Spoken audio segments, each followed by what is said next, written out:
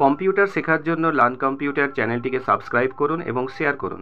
বন্ধুরা, আজকের ভিডিওতে আমরা জানব কম্পিউটারের বেসিক কিছু ধারণা। What is computer full discuss. Computer কি এবং কম্পিউটারের ফুল ডিসকাস আমরা এই ভিডিওতে জানব। Computer is an electronic device. Computer আমাদের সাধারণত একটা ইলেকট্রনিক বা বৈদ্যুতিক device which is developed by Charles Babbage. এটা সাধারণত মহান সায়েন্টিস্ট চার্লস ব্যাবেজ এটা ডেভেলপ করেছিলেন। 19th সেঞ্চুরিতে এই চার্লস ব্যাবেজ আমাদের কম্পিউটার আবিষ্কার করেছিলেন।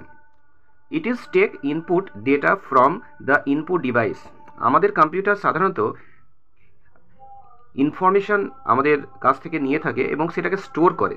আমরা কম্পিউটারে বিভিন্ন ধরনের ইনফরমেশন দিই, কম্পিউটার সেটাকে স্টোর করে রাখে এবং সেটাকে প্রসেস করে এবং এটাকে ফাইনাল আউটপুট জেনারেট করে। তো দ্যাট ইজ আ কম্পিউটার। কম্পিউটারের কাজ করার 3টে স্টেজ আছে। কম্পিউটার এই 3টে স্টেজে সাধারণত কাজ করে থাকে। যেমন প্রথমটা হচ্ছে ইনপুট। আমরা যখন কিবোর্ড মাউস ব্যবহার করে কম্পিউটারে কোনো ইনফরমেশন প্রদান করি সেটাকেই বলছে ইনপুট। যদি আমরা ইনপুট না করি তাহলে কোনো আউটপুট ফাইনালি জেনারেট হবে না। তো ফার্স্ট কাজ হচ্ছে আমাদের ইনপুট।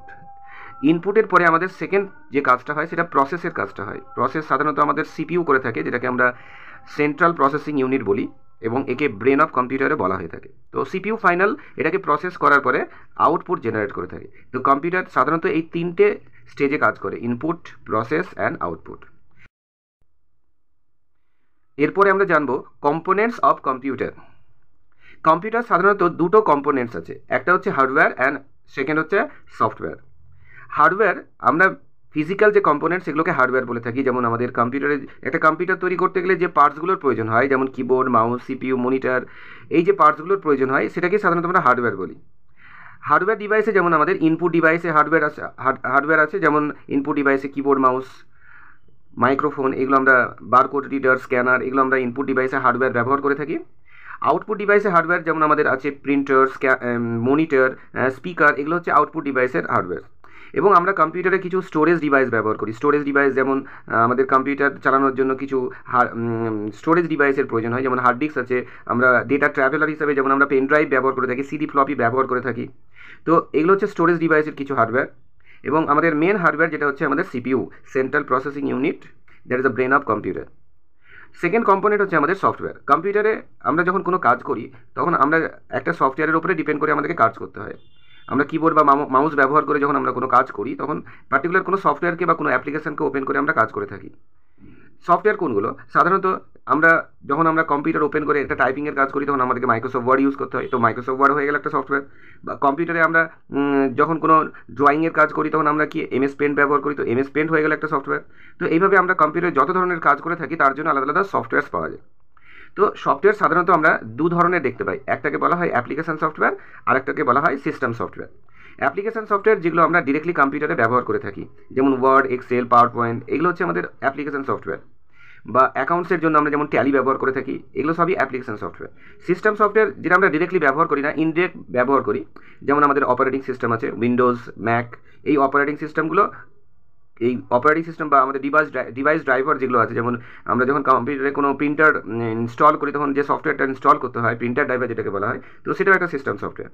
তো সিস্টেম সফটওয়্যার জেনারেলি আমরা এর ক্লাসে ডিটেলসে এর পরের ক্লাসে আমরা ডিটেলসে জানবো। আমরা এখানে শর্টলি জেনে রাখি কম্পিউটার সফটওয়্যার দু ধরনের হয়ে থাকে, একটা হচ্ছে অ্যাপ্লিকেশন সফটওয়্যার অ্যান্ড সেকেন্ড হচ্ছে system software. Characteristic of computer. Computer generally আমরা ব্যবহার করে থাকি, কম্পিউটারে কিছু বৈশিষ্ট্য আছে তার জন্য। যেমন কম্পিউটার স্পিডে কাজ করে, এক নম্বরে আমাদের আছে স্পিড। কম্পিউটার স্পিডলি কাজ করে। অ্যাকিউরেসি, মানে কম্পিউটার যে কাজটা করবে তার মধ্যে কোনো ভুল থাকবে না, সঠিক কাজ করবে। কম্পিউটারে লটস অফ ইনফরমেশন আমরা স্টোর করতে পারি, মানে প্রচুর পরিমাণে ইনফরমেশন আমরা কম্পিউটারে স্টোর করতে পারি। তো that is a characteristic of computer. Quick decision, computer সঙ্গে সঙ্গে ডিসিশন নেয়, আমাদের মতো চিন্তা করে না কম্পিউটার। যে কোনো কাজ তাড়াতাড়ি করে দেয়, একদম কোনো ডিসকাস ছাড়াই কম্পিউটার কুইক ডিসিশন নিয়ে নেয়। কম্পিউটার যেটা করে রিপিটেড ক্যাপাবিলিটি, মানে কম্পিউটার একই কাজ বারে বারে করতে পারে।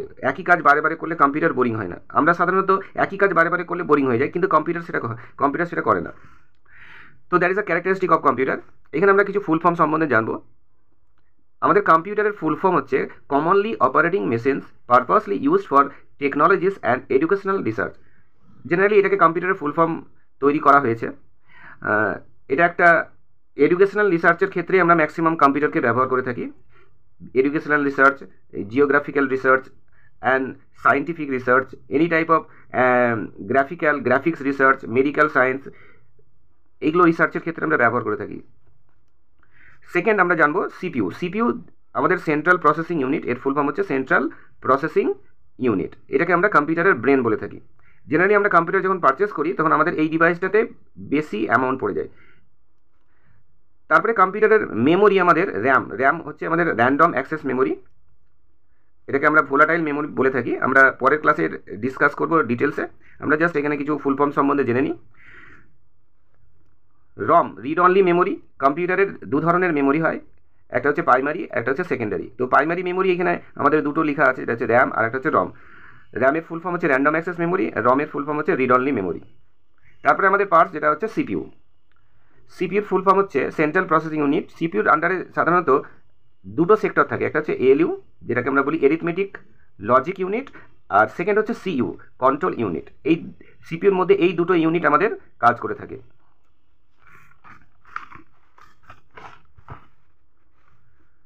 আমাদের কম্পিউটারের মেমোরি দু ধরনের হয়ে থাকে, একটা হচ্ছে প্রাইমারি মেমোরি আর সেকেন্ড হচ্ছে সেকেন্ডারি মেমোরি।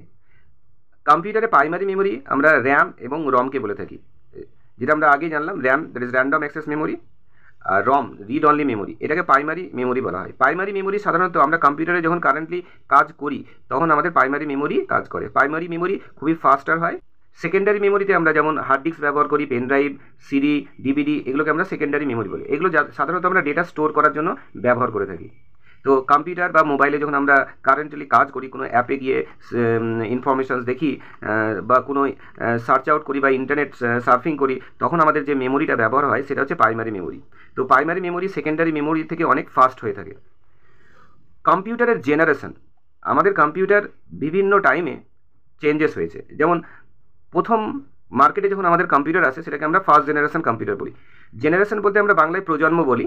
তো প্রথম জেনারেশন কম্পিউটার মার্কেটে এসেছিলো 1946 সালে, এবং কি টেকনোলজি? Vacuum tube technology. এই কম্পিউটারে ব্যবহার করা হয়েছিল, ভ্যাকিউম টিউব ব্যবহার করা হয়েছিল। সেকেন্ড জেনারেশনে আমাদের ট্রানজিস্টর বলে ডিভাইস ব্যবহার হয়েছিল, যেটা 1959 খ্রিস্টাব্দে স্টার্ট হয়েছিল। তাহলে আমাদের ফার্স্ট জেনারেশনের কম্পিউটার স্টার্ট হয়েছিল কবে? 46। তাহলে 46 থেকে 59 অবধি চলেছিল আমাদের প্রথম জেনারেশনের কম্পিউটার। 1959-এ প্রথম আসে কি সেকেন্ড জেনারেশন অফ কম্পিউটার।